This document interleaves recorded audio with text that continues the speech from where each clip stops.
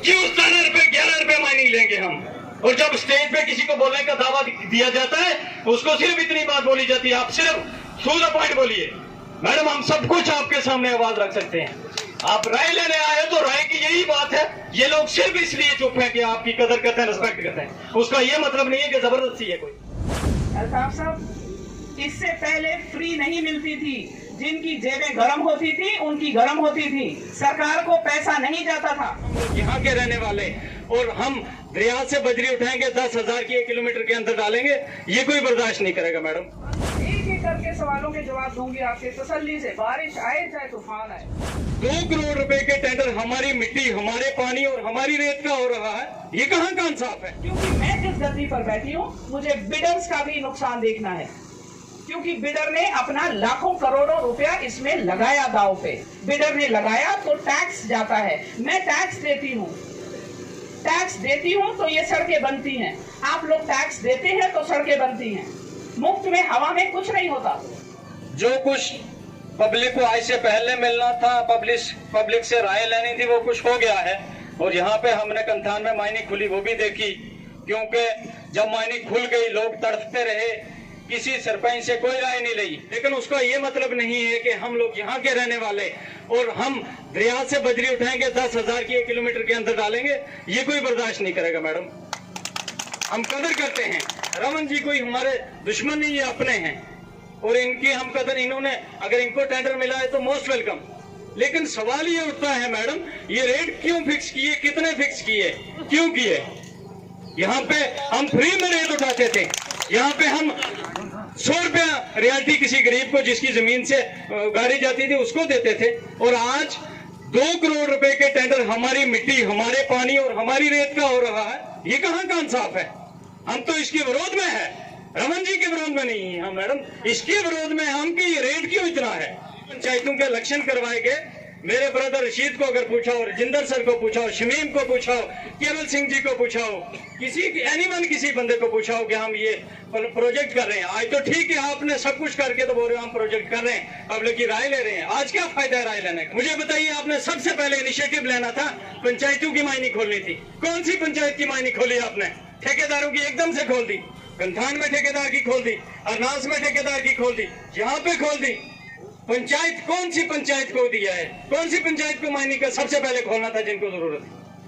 ये तो सामने दिख रहा है ना, क्यों बेवकूफ हमें बनाया जा रहा है? नोएडा के बंदे को यहाँ का पता नहीं है कि नल्लू के पास वाले रहने वाले बंदे को क्या तकलीफ है, उसने नोएडा के हिसाब से प्रोजेक्ट किया होगा। कंसर्निंग सरपंच केवल सिंह जी है, हमें जो किताबें मिली, गाइडलाइंस मिली, उसमें लिखा गया था कोई भी प्रोजेक्ट होगा, कोई भी जो भी सिस्टम बनेगा सरपंच मौके पे होगा। आपने अगर वहां पे मिट्टी उठाई होगी, आपने पानी उठाया होगा, किसको पता है किस जगह से उठाया होगा? अगर केवल सिंह साथ में होते, यहाँ से उठाना था, यहाँ से नहीं उठाना था, हम मानते थे। आपने कब उठाया? रात को उठाया, दिन में उठाया? मेरे ब्रदर डीडीसी रशीद को नहीं पूछा, आज क्या पूछना है? हमें दुख तो इस बात का है मैडम, आपसे गिला नहीं है, हमें दुख इस बात का है कि सरकार जानबूझ के जबरदस्ती दबा के हमारे पे जुल्म कर रही है, और ये हम बर्दाश्त नहीं करेंगे। सबसे पहले पंचायतों की माइनिंग खोली जाए, उसके बाद ठेकेदारों को दी जाए। हम रमन जी के खिलाफ नहीं है, पंचायतों को दी जाए, गाड़ी को दी जाए, खागराकोट पंचायत को दी जाए, एगली थनपाल को दी जाए, नास को दी जाए, क्यों नहीं दी?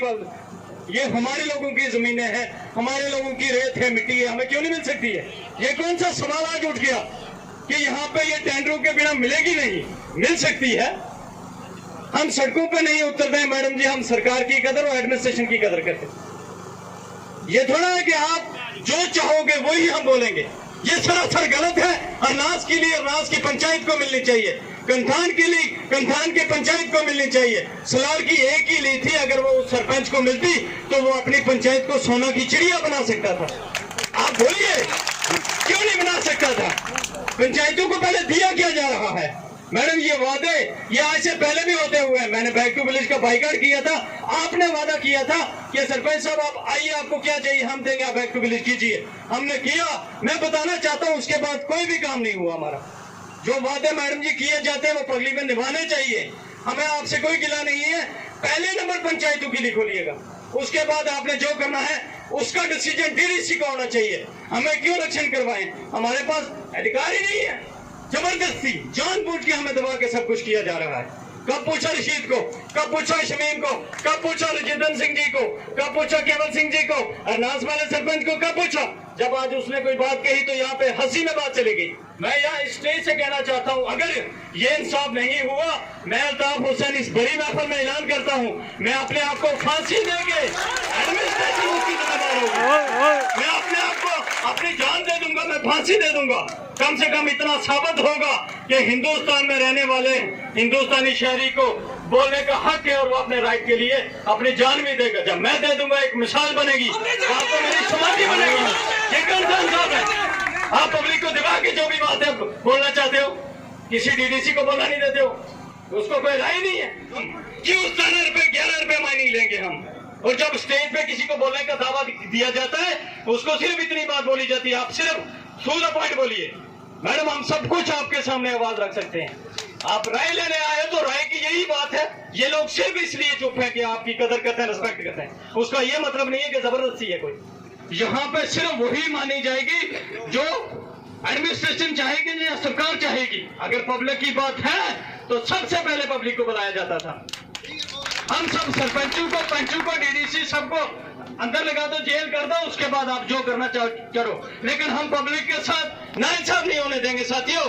हम इनके साथ हैं ना, हमें इनसे भी बेनिफिट है ना। जब इनको टेंडर मिलेगा तो हमें बेनिफिट है ना। शुक्रिया, खुदा हाफिज। मैंने आपका टाइम ज्यादा लिया, किसी को भला बुरा लगाओ। शुक्रिया, थैंक यू। एक एक करके सवालों के जवाब दूंगी आपके तसल्ली से, बारिश आए चाहे तूफान आए। आपके सवालों में जवाब दे रही हूँ जनाब। अब सुनने की हिम्मत रखो थोड़ी। हक नहीं मिलता बोलने का। मैं पिछले 2 साल से, फरवरी 2019 से फरवरी 2021 तक 2 साल पूरे कर चुके। इस महफिल में बैठा हुआ एक बंदा बोल दे कि मेरे दरवाजे पे कभी भी सरपंच साहब आए हों और मैंने मना कर दिया हो, जी मैं नहीं सुनना चाहती आपको। इस महफिल में बैठा एक सरपंच बोल दे कि वो मेरे दरवाजे आया और मैंने 4 घंटे रोक के रखा हो इसलिए क्योंकि मैं अफसर हूं, बोल के दिखाए जरा कोई। आपने बोला कि रेट क्यों है, ठीक है, बहुत अच्छा किया। ये सवाल मैं बड़ी देर से वेट कर रही थी कि कोई मेरे से पूछे कि ये रेट क्यों है। क्या आपको 1% इस बात का इल्म है कि इससे पहले क्या होता था? अल्ताफ साहब, इससे पहले फ्री नहीं मिलती थी। जिनकी जेबें गर्म होती थी उनकी गर्म होती थी, सरकार को पैसा नहीं जाता था। मेरे पास प्रूफ है। इससे पहले सरकार कई जगह पर, कई अफसर, कई सरकार कई जगह पर इस बात का को फेस कर चुके हैं लीगल एक्शन, क्योंकि वो पता नहीं चलता था पैसा किधर गायब हो गया। एक भी बंदा इधर बैठा मुझे बता दे जो मैं बोल रही हूं वो गलत है। Not even a single person can say this, क्योंकि गायब हो जाता था पैसा, लोगों की जेबों में चला जाता था पैसा। अभी जो हमारी ऑक्शन हुई है, ये इधर ही बैठे थे, जो बिडर यहाँ है इधर ही बैठे थे। ये जो ऑक्शन हुई है मेरे सामने हुई है। 3 दिन सुबह से लेकर शाम तक हमने ऑक्शन ट्रांसपेरेंट होती देखी है। आप लोगों को अगर उसका प्रूफ चाहिए, मेरे पास सबके दस्तखत हैं, सब कागज सफेद है। मेरे को नहीं तरीका ये आता छुपा छुपा के काम करने का। एक माई का नाम बता दे, एक चवन्नी भी मैंने किसी से ली हो।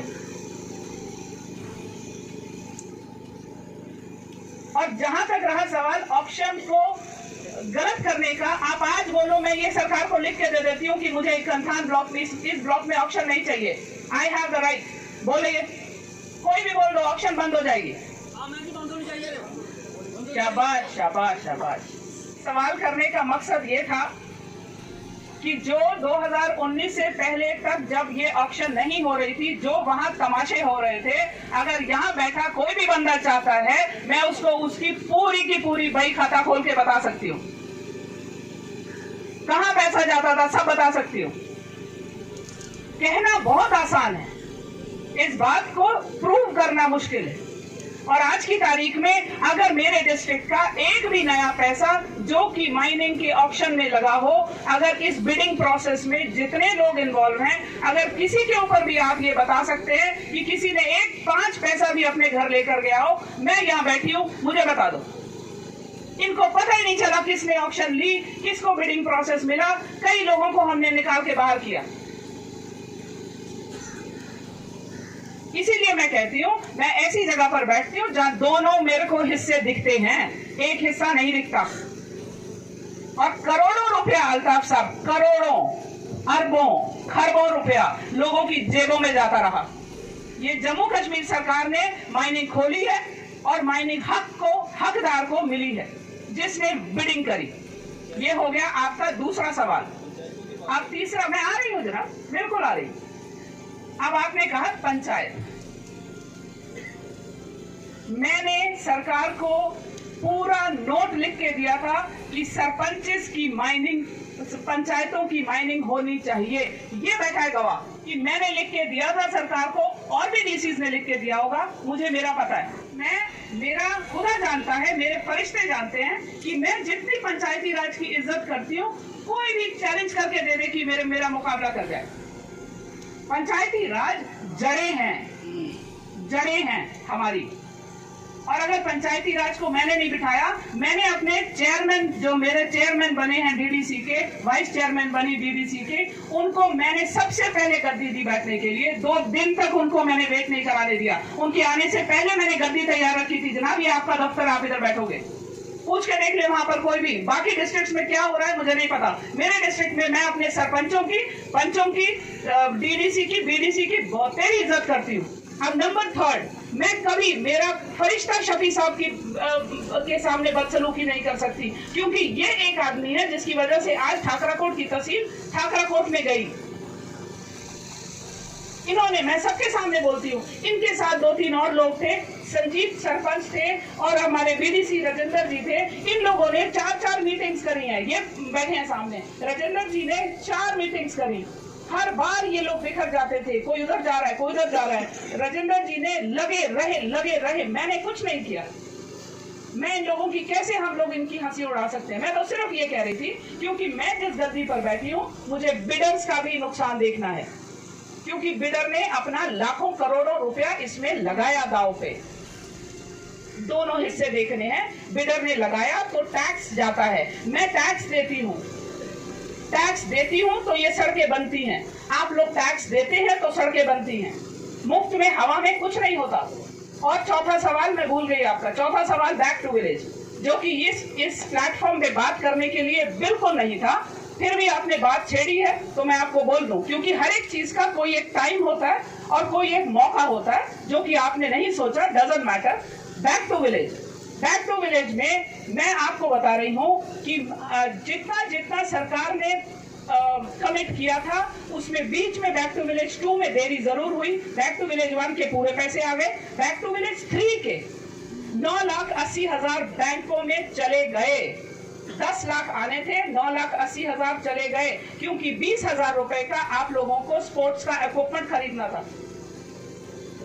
एडमिनिस्ट्रेटिव अप्रूवल, पहली बार इतिहास में ऐसा हुआ कि एडमिनिस्ट्रेटिव अप्रूवल काम से पहले मिल गया। अभी अनाउंस भी नहीं हुआ था तो एडमिनिस्ट्रेटिव अप्रूवल आपके हाथों में था। 14 फाइनेंस कमीशन सबसे पहले आज आपके अकाउंट्स में जा रहा है। कब पहले गया बताइए कोई, जो यहाँ खड़े होकर तालियां बजा रहे थे। 14 फाइनेंस कमीशन का पैसा पहली मर्तबा आप लोगों के खातों में जा रहा है। हर एक चीज का टाइम होता है, मौका होता है, हर एक चीज का कायदा होता है, और उस कायदे से हटकर जब आप करोगे तो मुश्किल बन जाती है। और अगर फिर भी आपको लगता है कि मेरी बात आपको बिल्कुल हजम नहीं हो रही है और आपको लग रहा है कि मैडम तो बिल्कुल बकवास बातें कर रही हैं, तो जनाब ऐसा है कि मेरे से तो ऐसे ही काम होना है। कोरा काम करती हूँ, कोरी बात करती हूँ। मेरी बात बुरी लग सकती है, मगर जब आप घर वापस जाते हो तो आपके पते में बात आती है कि मैडम ने जो बोला वो सही बोला। और मैं ना सरकार की बेइज्जती होने दूंगी यहाँ पर, क्योंकि उसी का नमक खाती हूँ और उसी का पैसा मेरे घर जाता है। और सबसे बड़ी बात जो मुझे अजीब लगता है कि आपको 15 मिनट पूरे मिले बोलने के लिए, आपको कभी मेरे कमरे में किसी ने नहीं रोका हो, और तो वो कभी बात नहीं हुई। एसडीएम साहब आपके साथ मिले, आप तहसीलदार वहीं पे रहते हैं, एसडीपीओ ये वहीं रहते हैं, उसके बावजूद भी मौका नहीं मिलता। कौन बोल रहा है यहाँ मौका नहीं मिलता? 3,64,000 की आबादी है अल्ताफ साहब। मेरा फोन 2 लाख बंदों के पास पहुंचा है, 2 लाख।